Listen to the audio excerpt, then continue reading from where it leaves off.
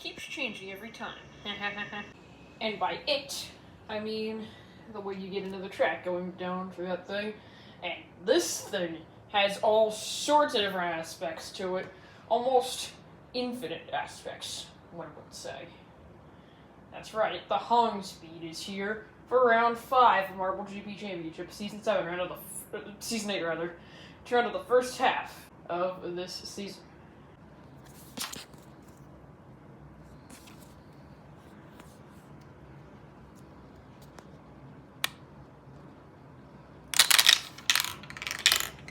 Start things off with East Rankford. Pole sitter and fastest lap winner back at their home track in Weymouth Lane.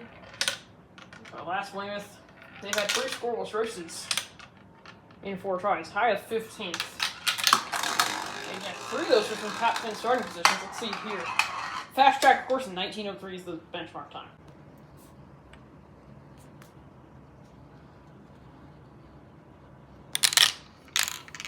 And off goes Sprouston. Qualified decently in round 2 at Weymouth Lane, unfortunately plummeted all the way to dead last in the race itself. And it looks like they starting in last place here. Didn't really do much at home. 18.78 though, okay. Speaking of 2 marbles who have had a hard time really gaining any positions at all in the race, allow Ashley May to introduce themselves to that, albeit the second time they lost even more spots. Not compared to the first time, of course. And yeah, 5.500 is what Acura have had so far in the first 3 rounds. This is much faster.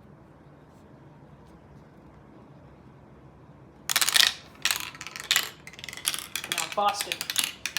Nothing really had much going for them this season. They finished with 12th, and actually qualifying with 12th last time, but plummeted to 17th in the race. Did pretty well last race. Boston win it back, and that's second.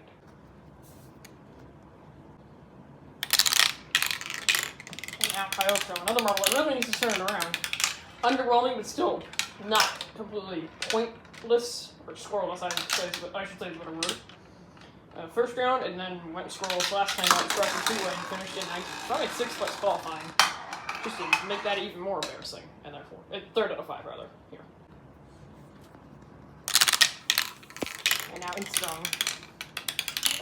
Unlike the others, they have not gotten a goose egg yet. They've been terribly close with 13th and 15th in their 2 races. And things seem to be turning around here. If they can get to the end before 18 seconds, they absolutely are, and they can.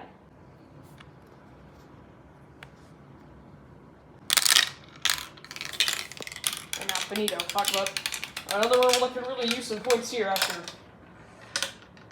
losing the same spots as Kyoto in round 3 in round 2, and then looking like they were contending for another possibly great result, and then botching it and finishing bottom half last race. Second.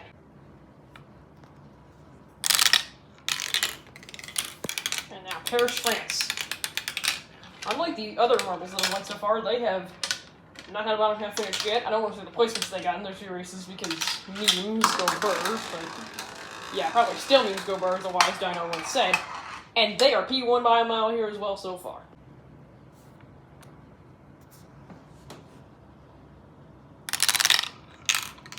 And now Ronnie qualified and finished 16th in round number 2, and yet still doing better than Paris, France, who has 2 finishes in the top 7 in their 2 rounds so far. It looks like I might have to eat my words after what I just saw there, and easily last so far is Ronnie Curve.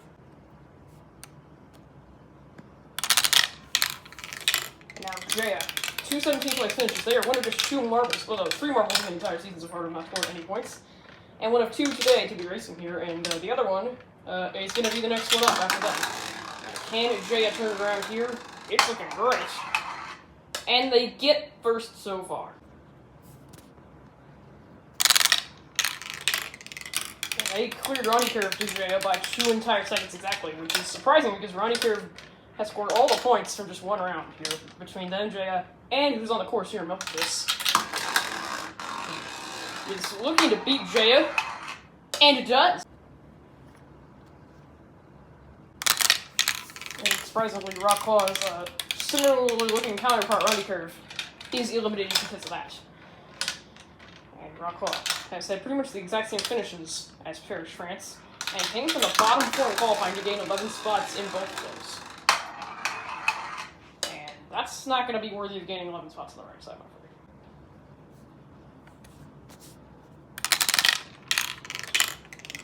He knocks out East Weymouth and puts Rockwell, thankfully for their sake, in a good position to actually get to Q2, or at least a decent one at that. Knapp and Harpen to put themselves in that kind of spot after, just like Rockwell, 2 terrible qualifiers, both in the bottom 5 as well. Absolutely not.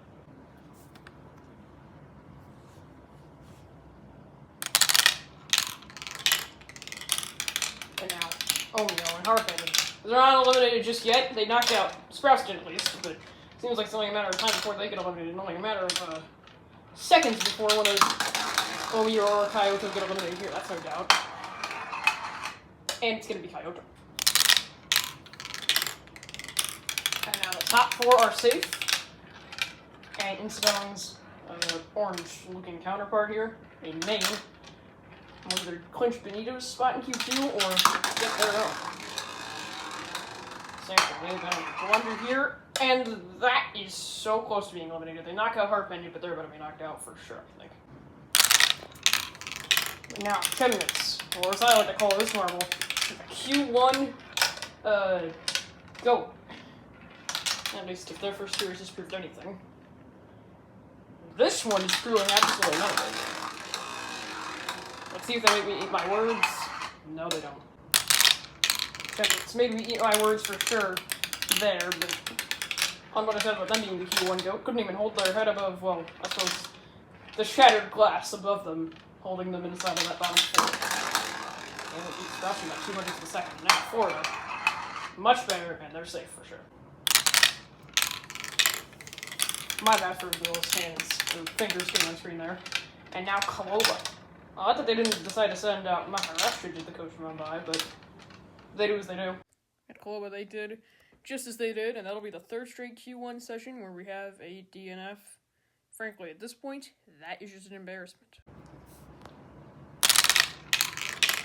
And now for Kaloba, no less, got 4th place in Sprouston Speedway in their last round, 2 rounds ago. That has to be an absolute decimation of the hearts of Mumbai, even if don't really have hearts, I don't know.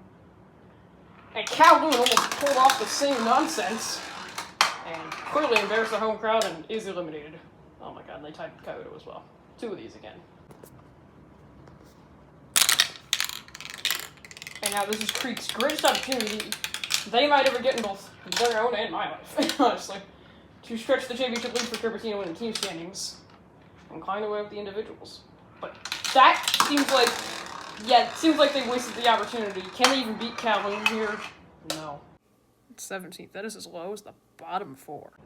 And now, I don't think anybody in this universe remotely interested in this predicted that the teammates of our top 2 from race 3 would, in that order, start 1-2 here in Q2, 2 rounds later, but it is the reality now. And off they go to start Q2. And Milpitas is keeping the lead. Jaya in second with Paris, France. Dive onto the track, and Milpitas can keep their lead. Now here we go. This is no easy track for Pappy, so those are unsurprisingly going to be very minimal here in Q2, I'd have to think. But Jaya, but Milpitas got them right back. And they will hold their lead heading into the final lap of Q2. Let's see. Will everyone make it through Q2 among all 10? Yes. And all 10 marbles in Q2 did make it through in that lap in particular. And now we come down here for the final one.